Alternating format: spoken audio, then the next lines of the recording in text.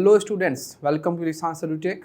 I am assisting your science teacher and we are going to study about the second chapter or the second topic of your book, which name is microorganisms. And we are here to study about this chapter, and I have to tell you something that this chapter is going to be completed in total 3 or more parts according to their explanation or according to their concepts. और हो सकता है कि 3 parts में भी complete हो और 3 से ज़्यादा पार्ट्स को भी हम लोग क्या करें टच करें, क्योंकि इसके एक्सप्लेनेशन, इसके कंसेप्ट इतने ज़्यादा इंपॉर्टेंट है, क्योंकि ये डेली लाइफ से जुड़ा हुआ है, ये आपके प्रैक्टिकल लाइफ से जुड़ा हुआ है, आपके घरों में भी बहुत ज़्यादा इसकी कंसेप्ट, इसके एप्लीकेशंस को देखने को मिलते हैं। तो इन सारी चीज़ों को डिस्कस करते हुए हम लोग इसको 3 या 3 से ज़्यादा पार्ट में इस चैप्टर को कंप्लीट करेंगे। आइए एक बेहतरीन से स्माइल के साथ, बेहतरीन से एनर्जी के साथ हम लोग इस चैप्टर को क्या करते हैं, स्टार्ट करते हैं, जिसका नाम है माइक्रो ऑर्गेनिजम्स। ठीक है, अब आप हमेशा जानते हो कि जो भी हम चैप्टर स्टार्ट करते हैं उसके नेम को पहले आपको हम क्लियर करते हैं कि उस चैप्टर का जो नेम है, उस टॉपिक का जो नेम है माइक्रो ऑर्गेनिजम्स, इसका क्या मतलब होता है। ठीक है, उसके लिए आपको ये जानना बहुत ज़रूरी है। ठीक है, तो सबसे पहले जो आपका चैप्टर का नेम है वो है micro organisms.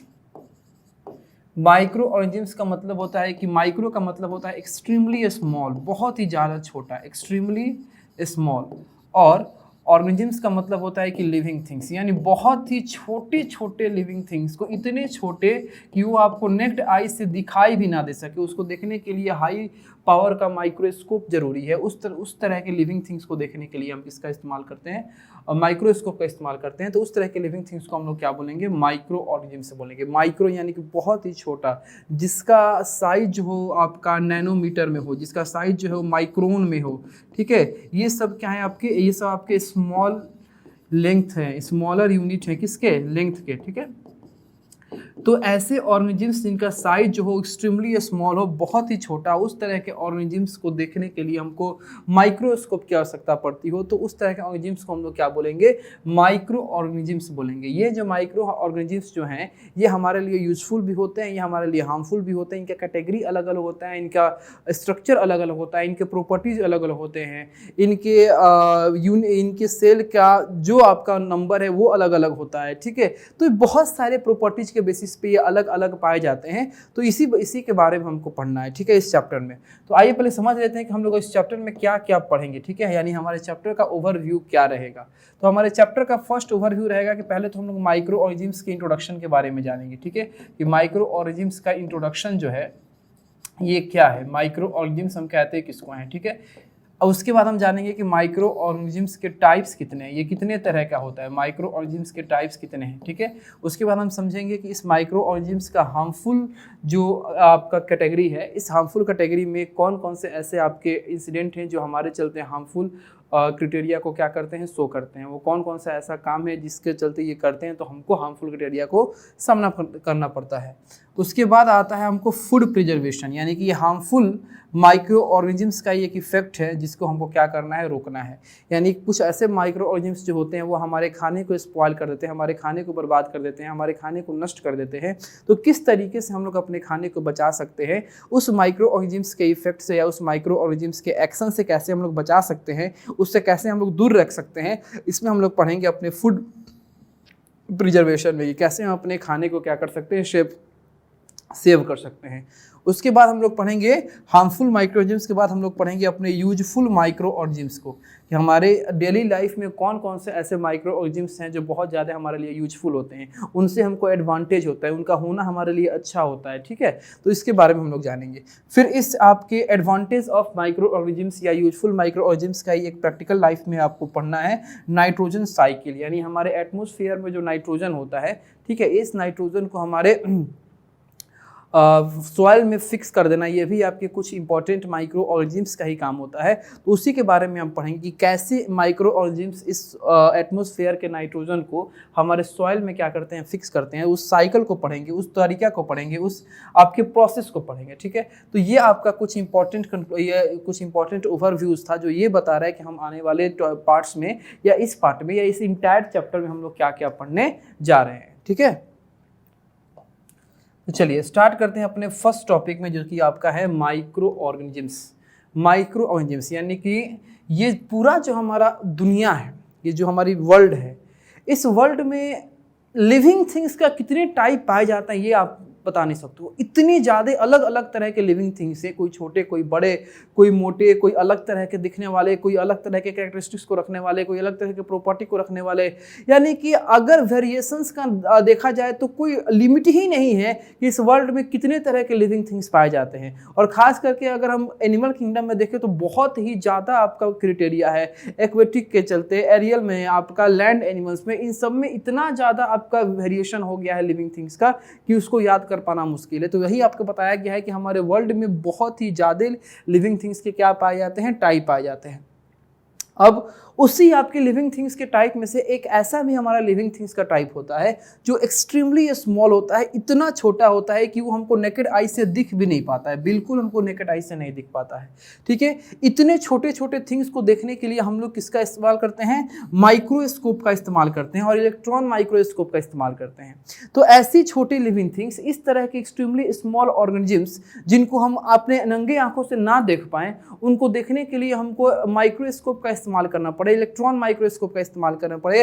That extremely small micro living things are called micro organisms. उसको हम लोग क्या बोलेंगे, माइक्रो ऑर्गेनिजम्स बोलेंगे, या सिंपल हम लोग उसको माइक्रोब्स बोलेंगे। क्या बोलेंगे, माइक्रोब्स। यानी कि ऐसे ऑर्गेनिजम्स जो इतने छोटे हो चुके हैं कि इनको हम अपने नंगे आंखों से नहीं देख सकते हैं, उनको देखने के लिए हमको माइक्रोस्कोप की आवश्यकता पड़ती है, माइक्रोस्कोप का नीड होता है। तो उस तरह के लिविंग थिंग्स को हम लोग क्या बोलेंगे, माइक्रोब्स बोलेंगे। ठीक है, अब साइंस का वो पार्ट या आपके स्टडी का वो पार्ट जो माइक्रो ऑर्गेनिजम्स के बारे में हम लोग पढ़ाई करते हैं, उस साइंस को हम लोग बोलते हैं माइक्रोबायोलॉजी। क्या बोलते हैं, माइक्रोबायोलॉजी। ऐसा साइंस जिसमें हम लोग माइक्रो ऑर्गेनिजम्स के बारे में स्टडी करते हैं, माइक्रो ऑर्गेनिजम्स के बारे में हम लोग डील करते हैं, इस तरह के साइंस को हम लोग क्या बोलेंगे, माइक्रोबायोलॉजी बोलेंगे।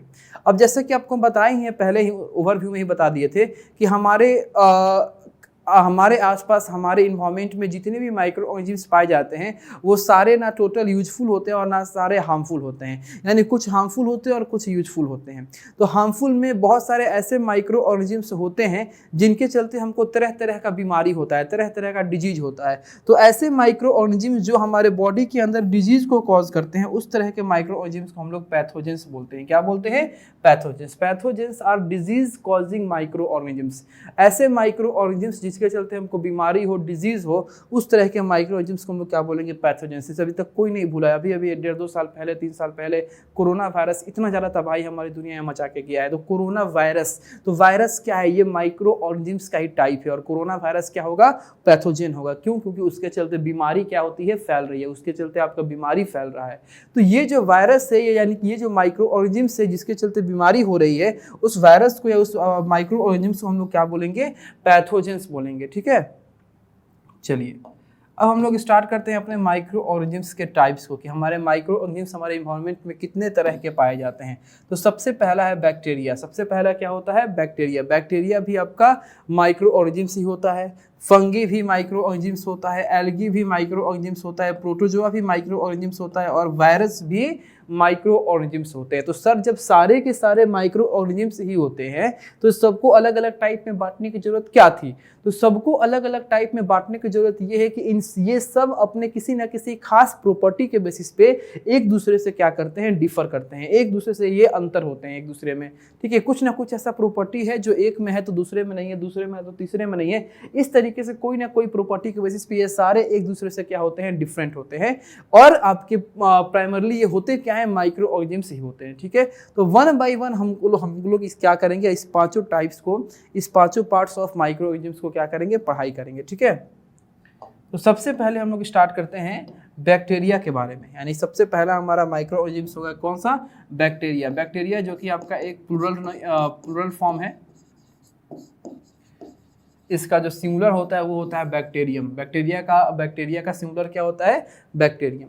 अब देखिए, ये जो बैक्टीरिया है बहुत ही सिंपलेस्ट, यानी बहुत ही छोटा, बहुत एक्सट्रीमली स्मॉल माइक्रो ऑर्गेनिजम्स होते हैं। और साथ ही साथ ये कैसे होते हैं, यूनिसेलुलर होते हैं। यूनिसेलुलर का मतलब क्या होता है बाबू, यूनी। ठीक है, यहाँ समझिएगा, यूनिसेलुलर। यूनी का मतलब होता है सिंगल। यूनी का मतलब क्या होता है, सिंगल, एक, अकेला। और सेलुलर यानी कि सेल्ड ऑर्गेनिज्म। सेल्ड ऑर्गेनिज्म यानी कि सिंगल सेल्ड ऑर्गेनिज्म जो होते हैं, यानी एक सेल वाले जो भी आपके लिविंग थिंग्स होते हैं जिनके बॉडी में सिर्फ और सिर्फ सिंगल सेल पाया जाता है, उसको हम लोग क्या बोलते हैं, यूनिसेलुलर बोलते हैं। और जिसके बॉडी में एक से ज़्यादा करोड़ों अरबों लाखों की संख्या में सेल पाए जाते हैं उनको हम लोग क्या बोलते हैं, मल्टी सेलुलर बोलते हैं। जैसे हमारा बॉडी जो है, यानी ह्यूमन बीइंग का जो बॉडी है, ठीक है, वो कैसा है, मल्टी सेलुलर है। ये कैसा है आपका, मल्टी सेलुलर।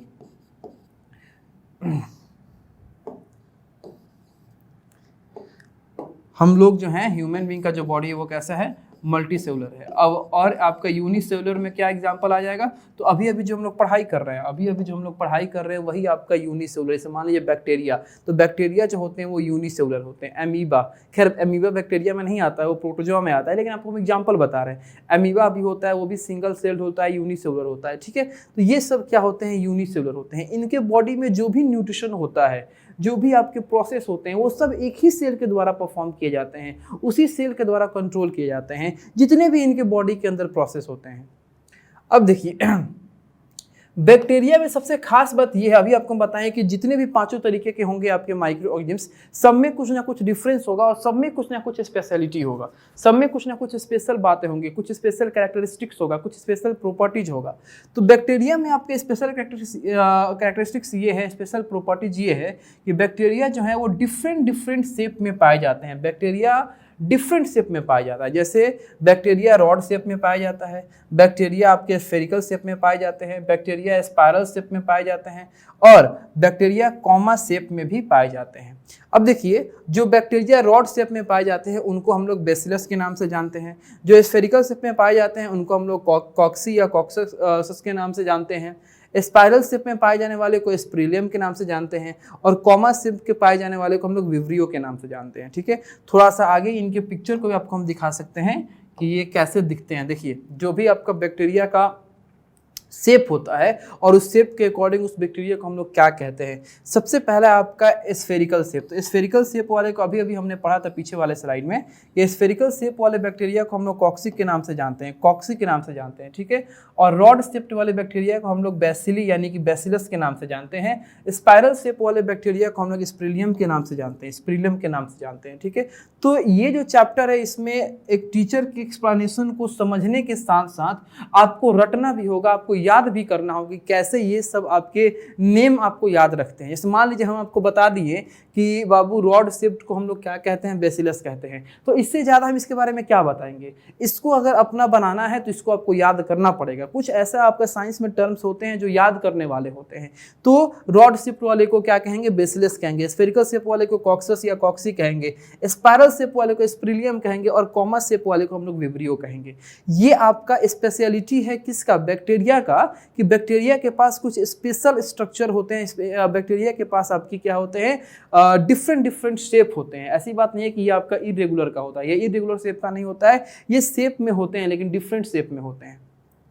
अब देखिए, कह रहे हैं कि जब लगभग जितने भी आपके बैक्टीरिया होते हैं ये अपने एक्सट्रीमली स्मॉल साइज के चलते ये हमारे नेकेड आइज से इनविजिबल होते हैं, ये हमारे नेकेड आइज के द्वारा नहीं दिखाई देते हैं। इनको देखने के लिए हमको क्या करना पड़ेगा, कुछ ऑप्टिकल कंडीशंस लगाने पड़ेंगे। ऑप्टिकल कंडीशंस का मतलब कि कुछ माइक्रोस्कोप या स्पेशल लेंसेज, स्पेशल ग्लासेस, इन सब चीज़ों का यूज करके हम लोग बैक्टीरिया के ग्रोथ को क्या कर सकते हैं, देख सकते हैं। बैक्टीरिया को हम की प्रेजेंस को हम लोग क्या कर सकते हैं, देख सकते हैं। चलिए, बैक्टीरिया को समझने के बाद और बैक्टीरिया के डिफरेंट शेप को देखने के बाद, डिफरेंट शेप के नाम को समझने के बाद हम लोग अब बढ़ते हैं अपने नेक्स्ट एल्गी के बारे में, ठीक है। एल्गी जो कि क्लास 7 में आपको फर्स्ट ही चैप्टर में मिला होगा, क्लास 7 के फर्स्ट चैप्टर में ही मिला होगा, याद कीजिएगा। कौन से, सिम्बायोटिक प्लांट्स में, सिम्बायोटिक प्लांट्स में आपको मिला होगा एल्गी। आप लोग को याद आ रहा होगा, सिम्बायोटिक प्लांट्स में आपका एक एसोसिएशन था किसका, लिकेंस का। ये लिकेंस का जो एसोसिएशन था वो किसका था, फंगी का था, और किसका था, ग्रीन एल्गी का था, ग्रीन एल्गी का था, ठीक है। तो इसके बारे में हम लोग अभी थोड़ी देर में जानेंगे। आपको हम थोड़ा सा रिमाइंड करने के लिए बता दिए कि आप लोग इस एल्गी के बारे में ऑलरेडी समथिंग पढ़ चुके हो, ठीक है। तो एल्गी के बारे में समझते हैं कि एल्गी क्या होते हैं। तो एल्गी आपके सिंपल प्लांट लाइक ऑर्गेनिजम्स होते हैं, यानी कि प्लांट के जैसे, पौधों के जैसे आपके एक क्या होते हैं, ऑर्गेनिजम्स होते हैं, ठीक है। एल्गी भी आपके दोनों कैटेगरी के होता है। एल्गी में आपका कुछ यूनिसेलुलर एल्गी भी पाए जाते हैं और कुछ मल्टी सेलुलर और एल्गी भी पाए जाते हैं। तो याद रखिएगा, जो यूनिसेलुलर एल्गी होते हैं जिसमें से कुछ आपके एग्जांपल है, एक क्या, क्लैमिडोमोनास। क्लैमिडोमोनास आपका एक ऐसा एल्गी है जो यूनिसेलुलर होता है, और आपका स्पायरोगायरा एक ऐसा एल्गी है जो मल्टी सेलुलर होता है। अभी अभी बताया बाबू आपको, इस चैप्टर में समझने से ज़्यादा जरूरी है आपको याद करना, क्योंकि जितना ज़्यादा आप याद करोगे उतना ज़्यादा इसके डेटा, जिसके इंफॉर्मेशन आपके दिमाग में रहेंगे। तो क्वेश्चन मान लीजिए आ ही गया कि एक ऐसे यूनिसेलुलर एल्गी का नाम बताओ, ठीक है, या मल्टी सेलुलर एल्गी का नाम बताओ। तो यूनिसेलुलर एल्गी का एक एग्जांपल आपको हम बता दे रहे हैं क्लैमिडोमोनास, और मल्टी सेलुलर एल्गी का एग्जांपल बता देते हैं आपको हम स्पायरोगायरा, ठीक है। ये स्पायरोगायरा और क्लैमिडोमोनास जो है वो आपके यूनिसेलुलर और मल्टी सेलुलर एल्गी के क्या है, एग्जांपल्स हैं, ठीक है। अब देखिए ये एल्गी कहाँ पाए जाते हैं, तो ये एल्गी वाटर में पाए जाते हैं, यानी एक्वेटिक ऑर्गेनिजम्स होता है ये वाटर में पाए जाते हैं। और सबसे बड़ी बात कि ये क्लोरोफिल को पॉजेस करते हैं, यानी कि इनके अंदर क्लोरोफिल होता है, और क्लोरोफिल होने के चलते आप भी जानते हो कि जिस भी आपके प्लांट बॉडी के अंदर या प्लांट लाइक बॉडी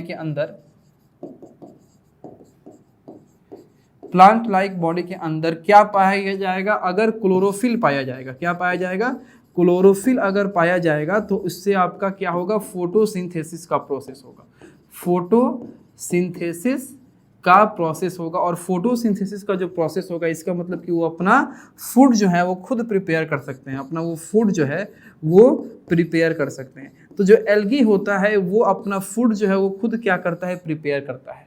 एल्गी अपना फूड खुद प्रिपेयर करता है क्योंकि उसके पास क्या पाए जाते हैं, आपका क्लोरोफिल पाया जाता है। अब देखिए, अभी आपको हम बता रहे थे लिकेंस के बारे में, ठीक है, लिकेंस के बारे में, जो कि आपका क्या होता है, एक सिम्बायोटिक एसोसिएशन होता है। लिकेंस जो कि आपका एक सिम्बायोटिक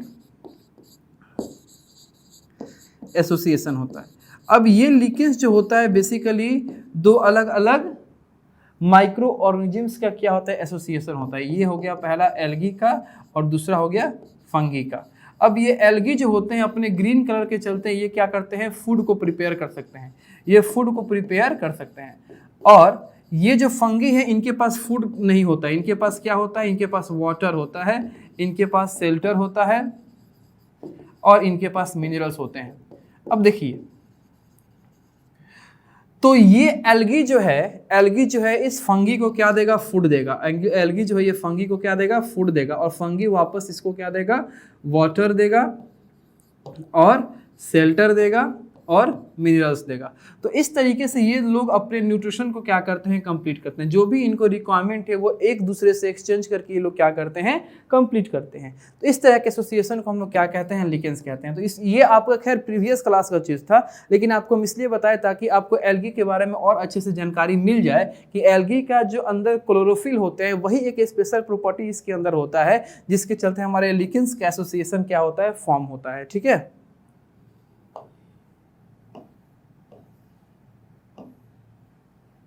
अब जैसे कि अभी आपको हम बताएं कि कुछ यूनिसेलुलर एल्गी होते हैं और कुछ मल्टी सेलुलर एल्गी होते हैं।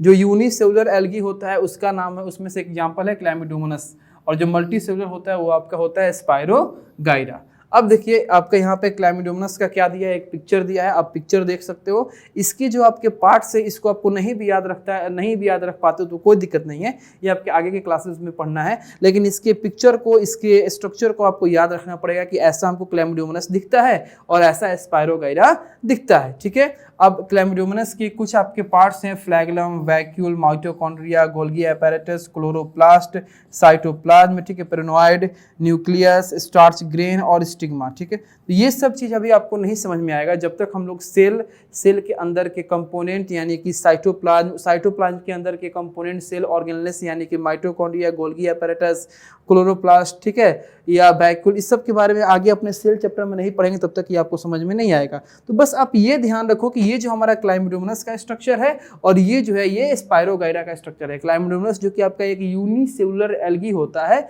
और स्पायरोगायरा जो कि एक मल्टी सेलुलर एल्गी होता है। तो आपका क्लैमिडोमोनास एक यूनिसेलुलर है तो वो ऐसा दिखता है, और आपका स्पायरोगायरा जो कि मल्टी सेलुलर है तो वो ऐसा दिखता है। स्पायरोगायरा में भी आपके पास देख सकते हैं, ये आपका आउटर बाउंड्री जो है वो सेल वॉल है, ये आपका क्लोरोप्लास्ट है, पैरानॉइड है, और ये आपका क्या है, न्यूक्लियस है। तो ये सारी चीजें जो हैं स्पायरोगायरा का स्ट्रक्चर है। ठीक है,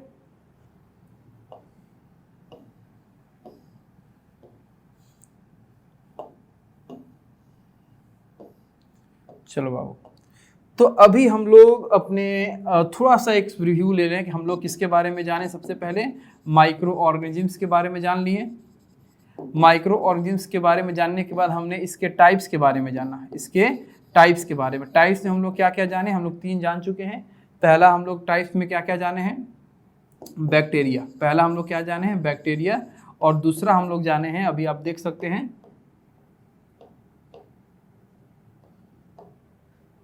देखिए पहला आपको क्या बताया है, बैक्टीरिया के बारे में आप लोग समझे, और दूसरा आप लोग समझे हो किसके बारे में, एल्गी के बारे में। दूसरा आप किसके बारे में समझे हो, एल्गी के बारे में। ठीक है, तीसरा हम लोग पढ़ने जा रहे हैं अब प्रोटोजोआ। तीसरा हम लोग क्या पढ़ने जा रहे हैं, प्रोटोजोआ। तो बैक्टीरिया हम लोग पढ़ चुके हैं, फिर हम लोग एल्गी के बारे में पढ़ चुके हैं, अब हम लोग पढ़ने जा रहे हैं प्रोटोजोआ के बारे में। ठीक है, तो अप टू डेट होके अपना काम करेंगे।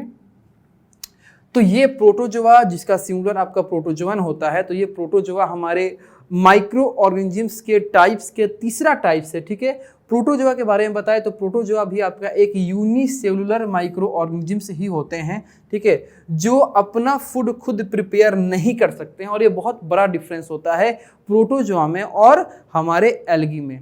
एल्गी आपका अपना फूड खुद प्रिपेयर कर रहे थे due to the presence of chlorophyll, लेकिन प्रोटोजोआ के पास कोई क्लोरोफिल प्रेजेंट नहीं होता है, जिसके चलते ये प्रोटोजोआ जो होते हैं ये अपना फूड खुद प्रिपेयर नहीं कर सकते हैं। साथ ही साथ एल्गी जो थे वो मल्टी सेलुलर और यूनिसेलुलर दोनों कैटेगरी में आते थे, दोनों कैटेगरी में पाए जाते हैं। लेकिन प्रोटोजोआ जो है ये सिर्फ और सिर्फ कैसा होता है, यूनिसेलुलर माइक्रो ऑर्गेनिजम्स ही होता है। ठीक है, अब चूंकि ये अपना फूड खुद प्रिपेयर नहीं कर सकते हैं, जिसके चलते इनको हम क्या कहते हैं, हेटेरोट्रॉप्स के नाम से जानते हैं। ये हेटेरोट्रॉप्स होते हैं। आप लोग ऑलरेडी क्लास 7 में भी पढ़ के आए हो कि ऑटोट्रॉप्स या हेटेरोट्रॉप्स क्या होते हैं।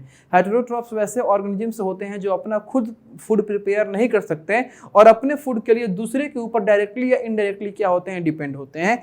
तो ये हमारे प्रोटोजोआ भी आपकी हेटेरोट्रॉप्स में ही आते हैं। और प्रोटोजोआ में सबसे पहला एग्जाम्पल आता है एमीबा, जो कि बहुत ज़्यादा इसके बारे में आप लोग जानते होंगे, क्योंकि आप लोग ऑलरेडी प्रीवियस क्लासेस में न्यूट्रिशन इन एमीबा के बारे में पढ़ चुके हो। ठीक है, आप लोग को याद होगा न्यूट्रिशन इन एमीबा के बारे में आप लोग अपने प्रीवियस क्लासेस में पढ़ चुके हो, और 10th क्लास में भी आपको इस एमीबा के न्यूट्रिशन के बारे में बहुत ज़्यादा जानना है। तो पढ़ भी चुके हो और पढ़ने वाले भी हो। ठीक है, दोनों एमीबा के बारे में आप लोग न्यूट्रिशन पढ़ चुके हो।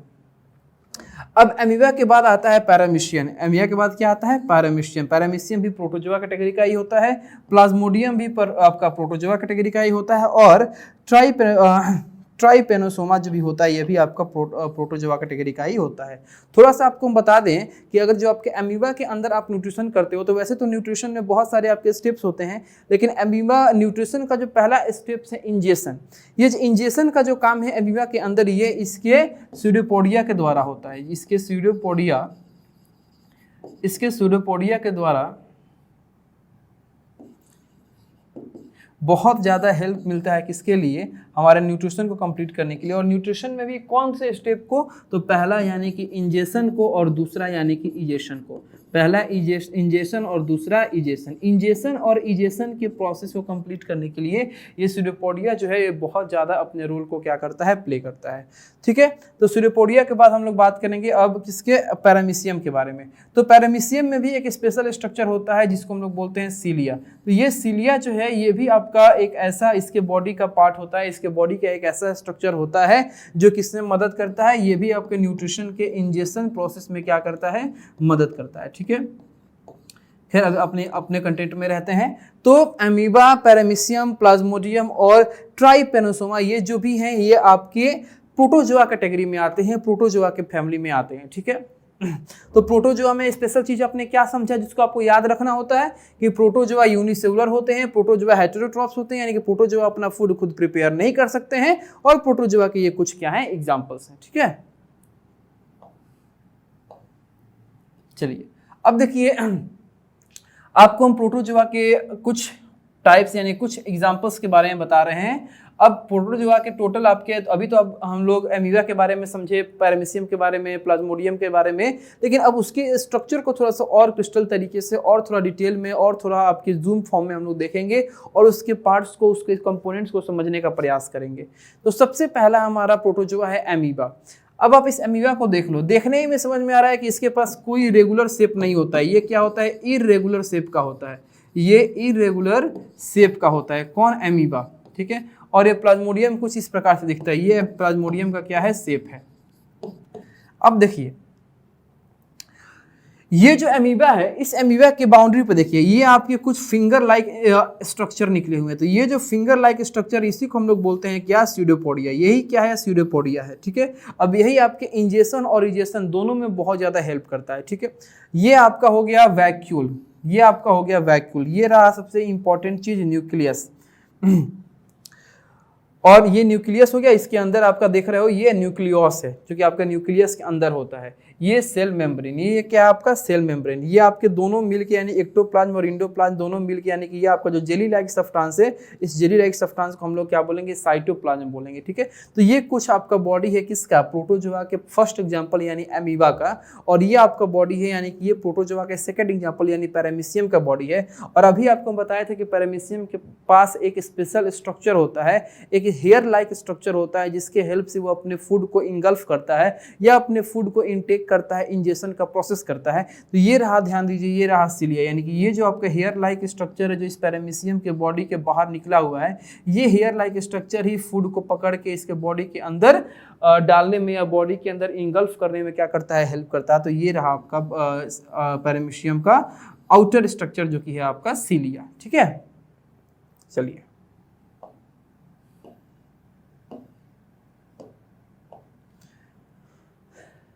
अब नेक्स्ट हम लोग को पढ़ना है, यानी कि हमने बैक्टीरिया को पढ़ लिया, हमने एल्गी को पढ़ लिया, हमने ये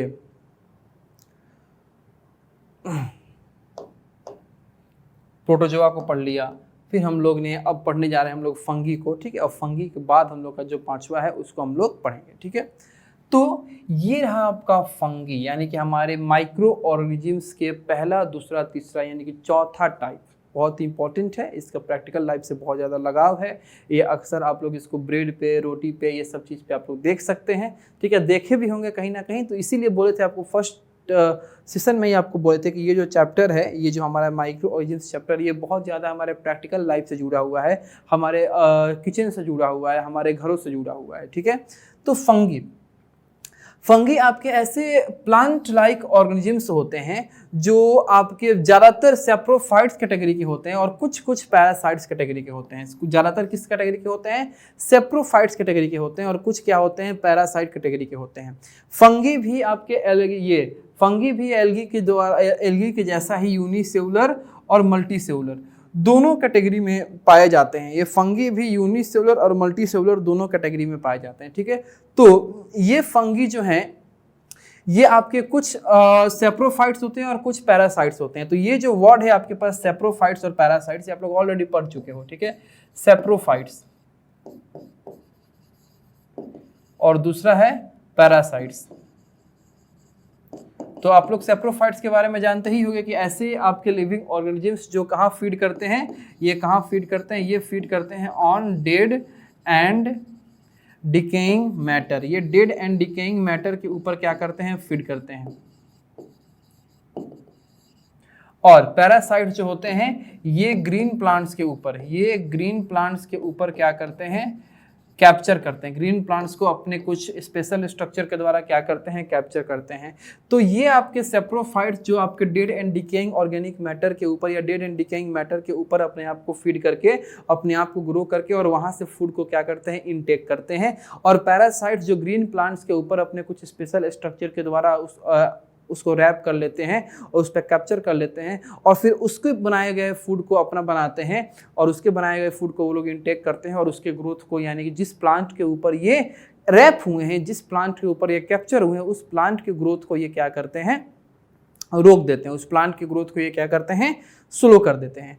तो यही फंगी के बारे में बताया गया है कि फंगी जो होते हैं, कुछ फंगी आपके सेप्रोफाइट्स होते हैं और कुछ फंगी जो होते हैं वो पैरासाइट्स कैटेगरी के होते हैं। यानी कुछ फंगी ऐसे होते हैं जो dead and decaying organic matter या डेड एंड डिकेइंग मैटर के ऊपर क्या करते हैं, अपने आप को फीड करते हैं, वहां से फूड को ऑब्टेन करते हैं, अपने आप को ग्रो करते हैं। जैसे सेप्रोफाइट्स फंगी में सबसे पहला हमारा एग्जांपल आता है ये मशरूम। ठीक है, ये मशरूम आपको दो चीज शो कर रहा है। मशरूम तो पहला आपका सेप्रोफाइट्स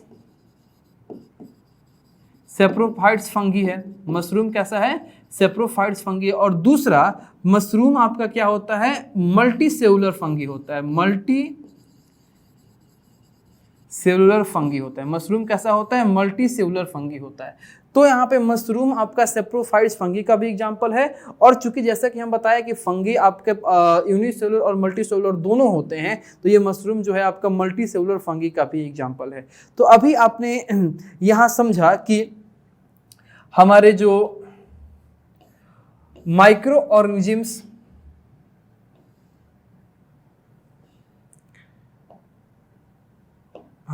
तो हमारा जो माइक्रो ऑर्गेनिजम्स होते हैं ये क्या होते हैं, आप लोग क्या क्या इसमें समझे। देखिए, जो माइक्रो ऑर्गेनिजम्स हैं इनका इंट्रो क्या होता है, माइक्रो ऑर्गेनिजम्स के टाइप्स कितने होते हैं, माइक्रो ऑर्गेनिजम्स के टाइप्स कितने होते हैं। टाइप्स तो बेसिकली 5 होते हैं, लेकिन अभी आप लोग 4 समझें। कौन सा? बैक्टीरिया के बारे में आपने जाना। दूसरा आपने जाना एल्गी के बारे में, ठीक है। तीसरा आपने जाना प्रोटोजोआ के बारे में, और चौथा आपने जाना फंगी के बारे में। अब पांचवा जो है ये है वायरस। इसके बारे में आपको नेक्स्ट पार्ट में हम लोग समझेंगे। अब नेक्स्ट पार्ट में हम लोग वायरस को खत्म करेंगे, और वायरस को खत्म करने के बाद अपने इस माइक्रो ऑर्गेनिजम्स के कुछ यूजफुल और कुछ हार्मफुल, यानी कि इस माइक्रो ऑर्गेनिजम्स का जो एडवांटेज है तो क्या है और डिसएडवांटेज है तो क्या है, उसके बारे में समझेंगे। तो ये आपके पार्ट 1 का कुछ बेसिक इंट्रो था, कुछ बेसिक आपका एक्सप्लेनेशन था, जिससे हम लोग ये समझ पाए कि माइक्रो ऑर्गेनिजम्स होते क्या हैं और माइक्रो ऑर्गेनिजम्स के टाइप्स क्या होता है, और वो टाइप्स बाकी सारे एक दूसरे से कैसे अलग होते हैं, या कैसे उनमें कौन कौन सी स्पेशल कैरेक्टरिस्टिक्स होती है। जैसे बैक्टीरिया के अंदर कौन सी स्पेशल कैरेक्टरिस्टिक्स है जो बाकी में नहीं है, तो बैक्टीरिया के पास क्या होते हैं? डिफरेंट शेप होते हैं। एल्गी के पास कौन सा स्पेशल है कैरेक्टरिस्टिक्स है जो बाकी में नहीं है, तो एल्गी के पास क्या होता है? क्लोरोफिल होता है, जिससे वो अपना खुद फूड को प्रिपेयर कर सकता है। फिर हमारा प्रोटोजोआ आता है, तो प्रोटोजोआ के पास कौन से स्पेशल स्ट्रक्चर होते हैं। फिर फंगी है, तो फंगी के पास कौन से स्पेशल आपका कैरेक्टरिस्टिक्स होते हैं। तो ये सारे आपके जो माइक्रो ऑर्गेनिजम्स के टाइप्स हैं वो एक दूसरे से सिमिलर भी होते हैं, और एक दूसरे से आपके किसी ना किसी पॉइंट पे क्या होते हैं? डिफर भी होते हैं या डिफरेंट भी होते हैं। तो इस सेशन में हम लोग 4 तरह के माइक्रो ऑर्गेनिजम्स के टाइप्स के बारे में समझे। अब जो हमारा आने वाला सेशन है, यानी कि जो हमारा पार्ट 2 है, इसमें हम लोग समझने वाले हैं कौन से वायरस के बारे में। इसमें हम लोग वायरस के बारे में पढ़ेंगे और अपने माइक्रो ऑर्गेनिजम्स के कुछ यूजफुल और हार्मफुल क्राइटेरिया और हार्मफुल क्राइटेरिया के बारे में हम लोग बात करेंगे, या एडवांटेज और डिसएडवांटेज के बारे में हम लोग बात करेंगे। ठीक है, तो तब तक के लिए आप ऐसे ही हमसे जुड़े रहिए, पढ़ते रहिए, मन लगा के पढ़िए। ठीक है, तब तक के लिए थैंक यू, और मिलते हैं आपसे बहुत जल्दी सेकंड पार्ट में।